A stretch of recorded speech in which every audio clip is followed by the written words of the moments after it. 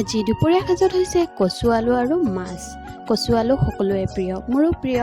তো আজি দুপৰীয়া খাম কচু আলু আৰু মাছ। এয়া মই এনেকৈ কাটি কুটি ল'লোঁ আৰু কচুখিনি মই প্ৰথমতে অলপ বইল কৰি লৈছিলোঁ আৰু এয়া মাছখিনি মই অলপ ফ্ৰাই কৰি ল'বৰ বাবে হালধি নিমখ সানি ল'লোঁ আৰু মাছখিনি ফ্ৰাই হৈ গ'ল। এতিয়া মই কেৰাহী পাতিলোঁ, নহৰু, পিঁয়াজ আৰু জলকীয়া, হালধি লগত অলপ জালুক, জিৰাও দিছোঁ।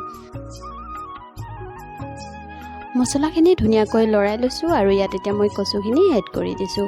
কচুখিনি দি অলপ লৰাই ইয়াত মই পানী দি দিম আৰু পানী দিয়াৰ পিছত যেতিয়া অলপ অলপ সিজিব তেতিয়াহে মই মাছখিনি দি দিম আৰু কচুখিনি ইয়াত ধুনীয়াকৈ সিজি গৈছে আৰু দুই এডোখৰ মই ভাগিও দিছোঁ, মানে বেছি গোটা হৈ থাকিলে ভালো নালাগে।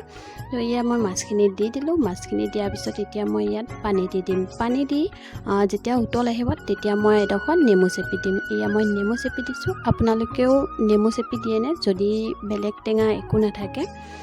তো এতিয়া ধুনীয়াকৈ উতল আহি গৈছে, প্ৰায় হ'বই হৈছে। মই এতিয়া ধনিয়া পাতখিনি এড কৰি দিলোঁ। ধনিয়া পাত এড কৰাৰ পিছতে এয়া এখন আজিৰ দুপৰীয়া ধুনীয়া থালি ৰেডি হৈ গৈছে আৰু লগত মাছৰ পিটিকাও আছে দেই।